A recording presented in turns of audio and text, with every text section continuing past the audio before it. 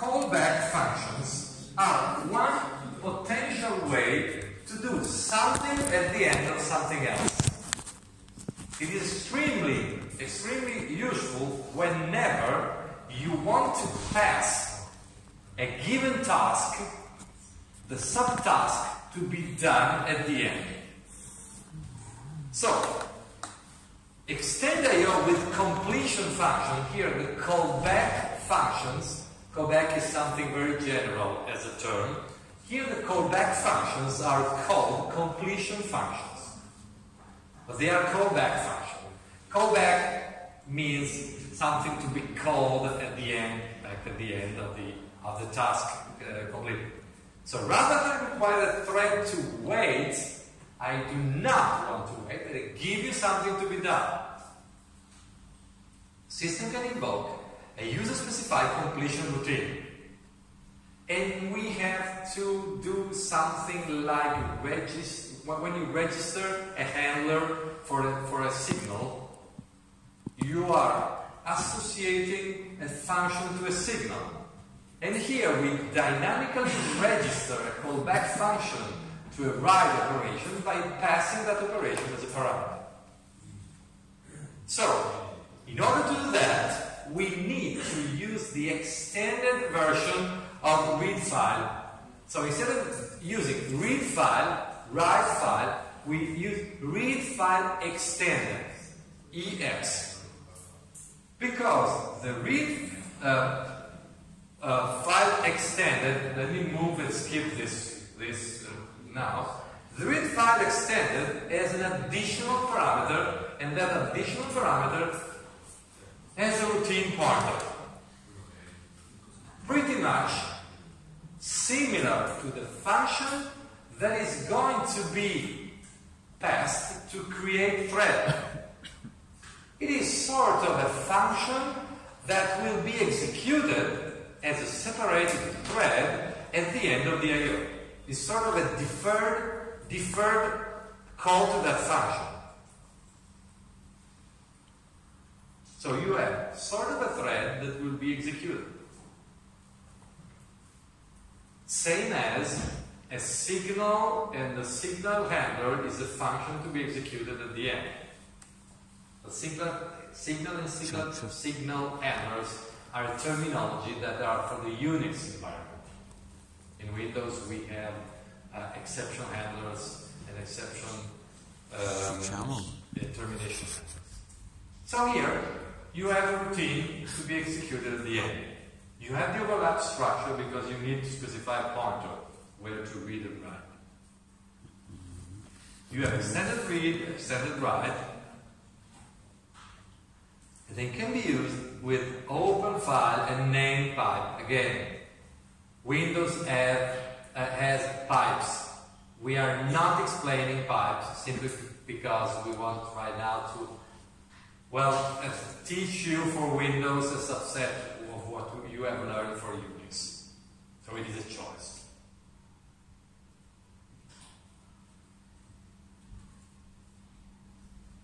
So, extended read and extended write are exactly the same as read file and write file, but they have an additional parameter. The overlap structure must be supplied. The H event is not mandatory. I mean, you could specify both the completion function and the event.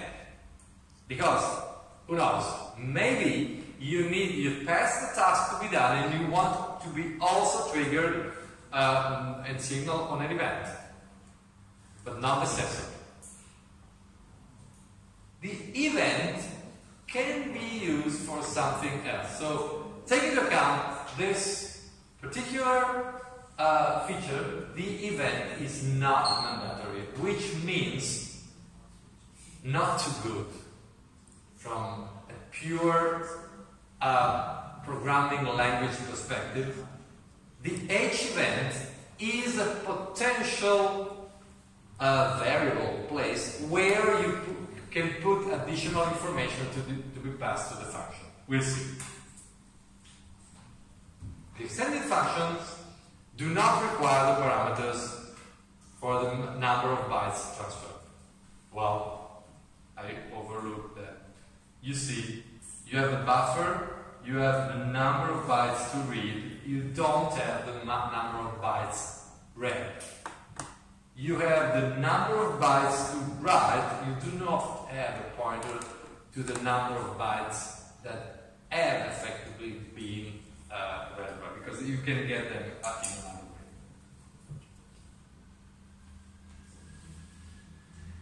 So, the completion routine is a routine that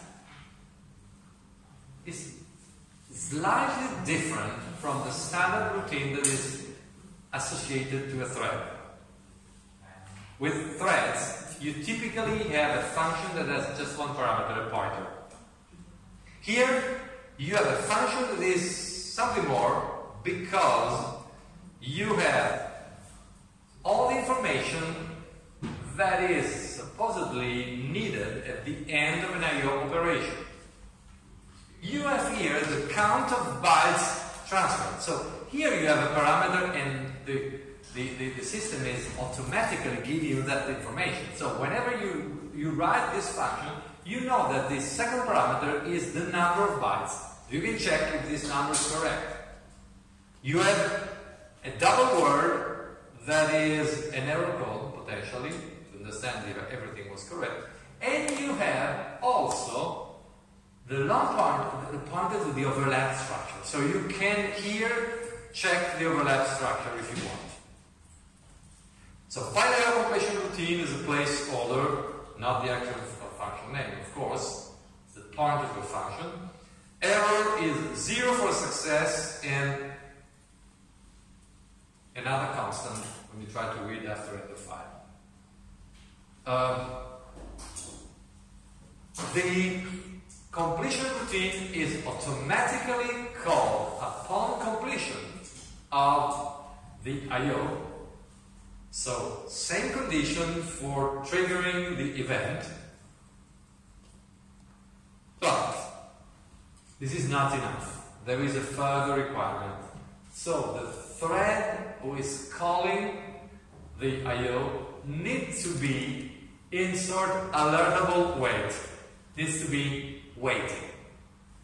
So, it is not for free. I mean, the main thread is not supposed to start the I/O operation and then moving away.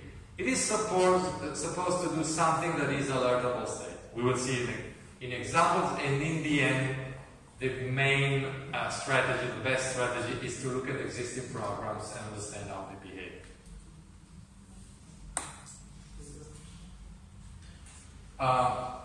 So, the main thread is supposed to do either wait for single object, wait for multiple objects, so maybe waiting for something, or sleep X. That is another way to sleep without caring about the handle where you are waiting, or without willing to know exactly who was the thread or the synchronization object signaling or waking you up. Okay? Sleep. So, as soon as the I/O operation is completed, the completion routine is queued for execution. Let's look at an example. So the example is again one of the one previously CCI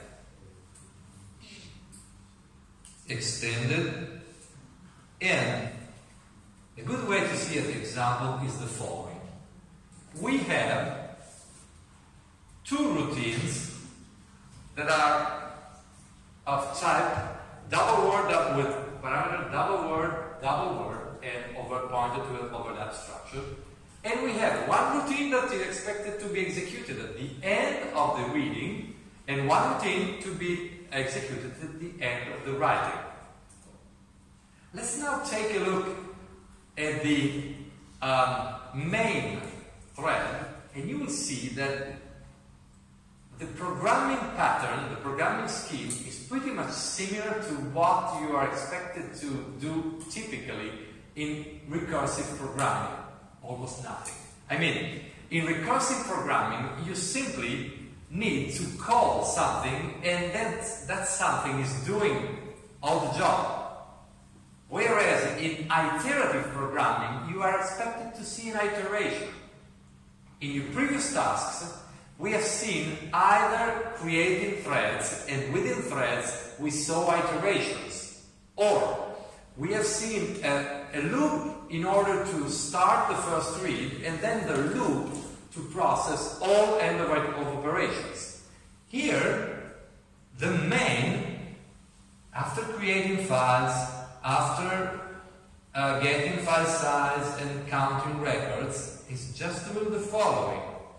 For IC equals 0 to 4 excluded, or 0 to 3 included, well, let's skip this right now. Overlap input offset equal current position low part.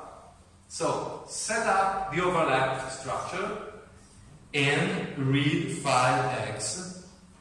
Read file X, read done. After that, job is done. So here I'm just explicitly starting the first 4 operations. So the idea is the following. With thread-based programming, I would think about the following scheme. Main is generating 4 threads.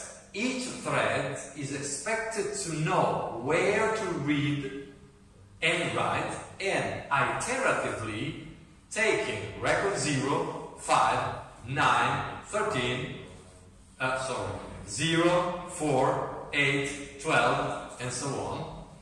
And for each of them, reading, waiting, modifying data, writing, waiting, and looping, and repeat reading.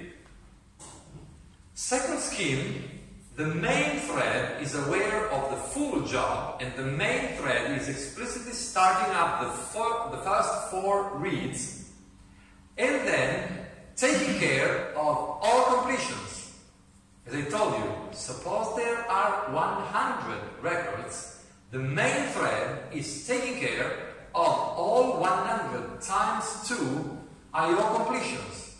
So, the main thread has a loop in which the operation is the following: waiting for something, after that something is completed, understand what kind of something it was, and do what needs to be done. Here, the main thread is the typical recursive programming behavior. I just hire you to do something and then go away. So, in recursive programming, if you have a list of things, suppose you want to list data in a linked list, suppose you want to count a thing in a binary tree, you just pass the head pointer to something, and that something is, I take care of the first, and then call somebody who's taking care of the second, and then calling somebody who's taking care of the third, and so on and so forth. So here you just see explicitly first 4 readings and nothing else, which means I expect a sort of ripple style propagation of activity that is done at the end of operation, which means I start up the first layer, the first 4 readings, they will start up the writing, and they will start up the further reading, and they will start up the further writing, as please stop me because I don't want to go to the end. But the idea is, I just need to trigger the first operations. And so, all the trick is hidden here in the read done function. So, I start read file X with overlapped in points to the initial position of the first record in the file, second, third, and fourth record in the file, everything is in the read done problem. How will read done understand that it is in charge of waiting for record number 0 and not record number 2, or number 1, or number 4? Where does read done understand what kind of operation was it doing? The answer is simple, from the overlap structure. The read done has 3 parameters. One parameter is to understand if everything went okay, but it is Boolean. Second parameter, first parameter is that one. Second parameter is how many bytes. But how many bytes doesn't tell you which of the concurrent operation has been completed. It just tells you how many bytes. Third parameter, the overlap I/O, is something that can be used in order to understand where you are.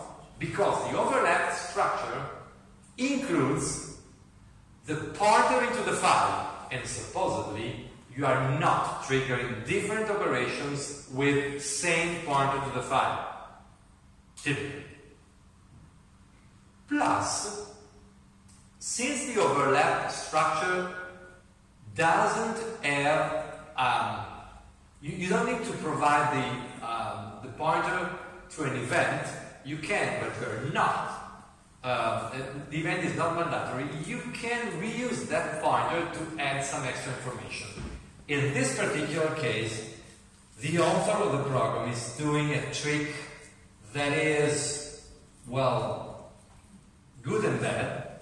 It is you'll be using the H-event pointer in order to pass a number.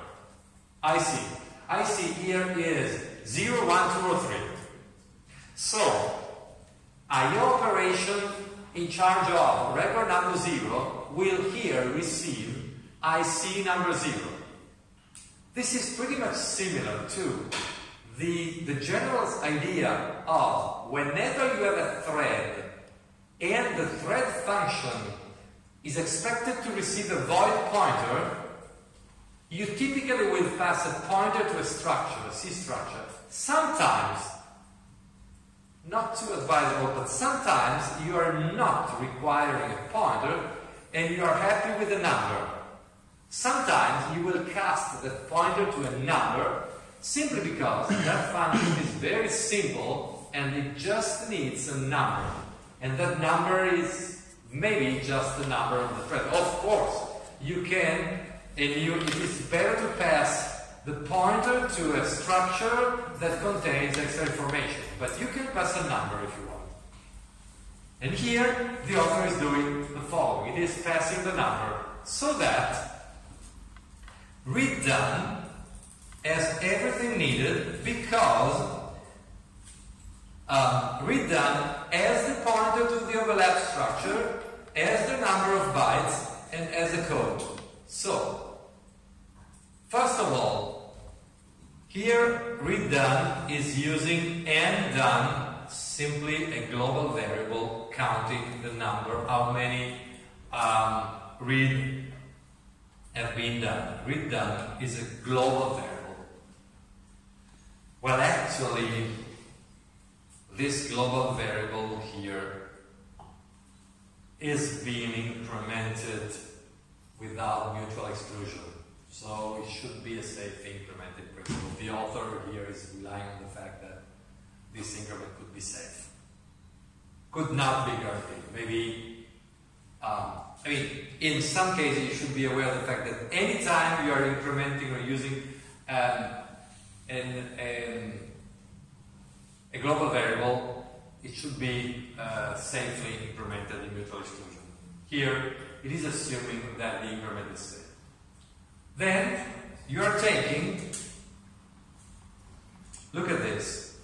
I see this pointer to integer is a cast, essentially. Pointer to integer here, I guess it is a macro somewhere. I don't know if it is specified here. No, it is somewhere in a .h file. But I would say that this is the equivalent of the word age event. I know it was a pointer. It should have passed the pointer, but you put here a number and I'm casting the number. So, under your own responsibility. So, whoever wrote a number now is expected to cast that number to an integer. Of course, and typically it is done because we know that pointers are large enough to contain also integers. Okay, so this is what is done here. After doing that, the function knows who am I, number 0, 1, 2, or 3. So I can take overlap in IC.offset, but whenever I'm doing this, I'm expected to use a global variable. So whenever in other solutions the main thread had local arrays, here the array is overlap in. So the array here is a global array. There could be an alternative solution. The overlap in could be a local array for the main thread, but I should be using, for instance, a different parameter passing scheme in which the pointer to the event, instead of pointing to an event, should be pointing to a C structure or to a C array. So I just have room for one pointer in the overlap structure. So this is how it goes. So the overlap in is set. Oh no, it was not here in the read done. So I take the overlap in, offset I, and offset and put to the current position. The quad part is going to be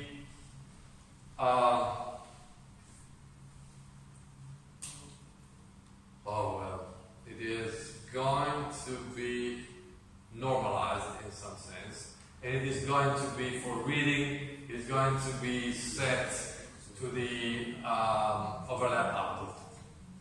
Here they are different ways of doing the same thing. In the other scheme, the author was essentially proposing this in the other function. So here it is mostly the same. It is taking the overlap input pointer and propagating to the overlap output. Nothing really so different. The idea is read done is understanding where to read and setting where to write, doing the job of CCI record equals something like plus shift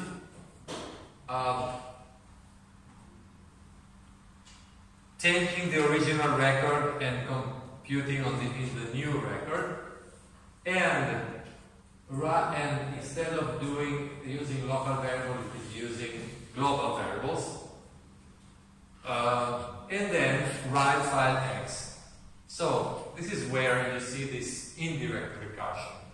Please notice, recursion is not only function A is calling A. Recursion is also A is calling B, B is calling A. It is called indirect recursion, but it is recursion indeed. So this is not recursion, strictly speaking, because read done is not calling write done. Read done is calling write and passing read done as a completion function. So it is not direct call. Recursion means a function calls itself, or a function A calls B that calls A. This is recursion. This is simply a recursive scheme of doing operation that inherits from recursive schemes the idea of I have a big job, I do just one piece of the job, and then pass the rest of the job to be done to somebody using the same scheme. So, Here you see that read file X is using write done as completion function, and we have a similar function, write done, that is doing read file X with read done as completion function. The write done function is doing a dual job in the sense that it is properly setting the file position, it is checking if we are at the end. The read done, write done is checking if the work has finished, and it is doing read file X. Now, just one thing needs to be still specified in order to complete the overall plot, and the thing is the following. We have tmain is triggering, as I said before, is triggering the 4 first readings by read file X with read done, whereas after doing that, since I know that completion functions need to be called, completed, twice the number of records. Remember, we had 100 records and I expected to wait 200 times. Here I have 100 records, I expect completion functions to be called 200 times. If I want them to be called, I need the main thread to go 200 times in alertable wait. Going in alertable wait means that it should either do wait for single, wait for multiple objects 200 times, or simply speaking, avoiding arrays of handles or something else, simply going to sleep extended. Sleep extended means I want to wait, I don't care wait for what. I simply want to wait, and anytime the completion function is activated, it will be triggered and can go in the next iteration. So it is simple. If you know, you have to be in a waitable state in order to, but you don't do the job. You just loop here and wait for the job to be done by the completion function. So I hope it is clear. Now, let's take a look at the rules of these completion functions. We have extended read and writes, alertable wait, completion functions. Completion routines are routines that will be activated for alertable. When the main thread is in an alertable state, sleep X will return wait IO completion if one or more queued completion routines were executed. So the sleep X will return at the completion of the routine. Get last error will be handled. If you use an event in the overlap structure, it can be used. This could be used by the main thread if he actually wants to wait for that particular completion, that event. So, sleepX is generic.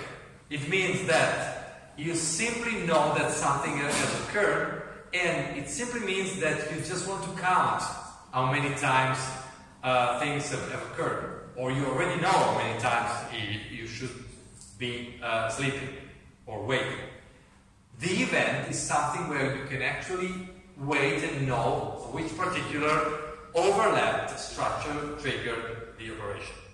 Keep in mind that this kind of schemes is seldom used in order to just wait for one I/O. It can be useful, like in sockets, pipe, or other, if you have many of them and you want to orchestrate all of them, which could be a difficult task to be done. But you have you have the possibility to do that and to synchronize with that. So, the scheme, from the standpoint of the completion routines, this is a scheme that corresponds to the program I've already showed you. It tells you that you create the file and then you simply read file X. So you start up the first thread. I would say that here, at least to be compatible with the program that we have seen, you should probably think about I equals 0, I less than 4. At least in the example, the number of threads was 4, number 0, 1, 2, 3. Here it is triggering 3 threads. The example is a little bit simple. But you see that here you set the event here with some number and you read file X. Then, whenever you are doing something here, if you're doing something and you sleep X, when you sleep X, it means that you are in alertable state, so the function, the completion function can be called. Completion routine executes, for instance, twice. Simply because you are in sleep X, and so it is not exactly, the rules are a little tricky, it is not exactly true that you need to sleep at exactly the number of times the routines are going to be called. It can happen that you sleep after doing something, and in the meantime, 2 IOs have completed, and so it might be that R done can be executed twice. So you return from sleep X, you do something else, and you sleep X again. And maybe R done executes just once. At the end, you exit process. I mean, the alertable state is necessary in order to trigger whatever is waiting for execution. In summary, there are 3 methods in order to perform non-synchronous I/O, which can be called asynchronous. And each technique is different from the other ones. I would say that the choice depends upon you, as always. You are expected to know how different things could be done. The choice depends on the framework or on external constraints or something like that. Here we are talking about I/O, and I/O has some potential ways to be done concurrently. The idea here is I can either select individual threads or I can select implicit threads that are not threads, are simply I/O operations that are executed concurrently with the main thread. Possible also with pipes. And the novelty here are overlapped I/O and extended I/O operations. So I know that I have tried to be slow enough in order to repeat and proceed with a certain certain timing and looking at the example. In the end, I/O operations are a very peculiar characteristic that are not so important in general as a first experience in programming. They might be interesting if you want to do things efficiently. So it depends probably if you are planning or writing a thread or a process that is expected to coordinate, so to arbitrate operations of other threads in a client server or multi-client, multi-server environment, or whenever you have a scheduler of operations or you have a thread that is expected to check different, not only files, but also pipes and other kinds of operations. So this is something that can be done. This ends my part. Over the next lecture, I will simply try to give you examples of questions concerning my part. So theory question concerning my part. Something is already available. There is a list with some errors inside that I will probably try to overlook and tell you some advice on how to behave on this particular part. Even though I know it is typically not the most critical one. Typically, I can say that it may depend on the difficulty of the single question, but they are clear, probably also because this part is limited, is well defined, and not too widespread, going from labs to Unix internals and or others. So, I mean, it is typically well defined. I don't know, do you have any questions on this particular topic of today? Because if you don't have questions, I would say that it is safe also to stop a little earlier. It is the last week of the course. It is a huge and heavy course, so I know how you can be at the end of this semester. So again, no questions, no comments. Next time, I could also accept and interact a little bit with you if you intend to do so. I could also have some feedback or some suggestion for next year, or for this year, of course. It is typical that if we discuss with students at the end of the semester, I know that it is difficult to discuss and give suggestions for something that has passed. Clear. But you may be a good suggestion for your student mates that are coming next year. Okay.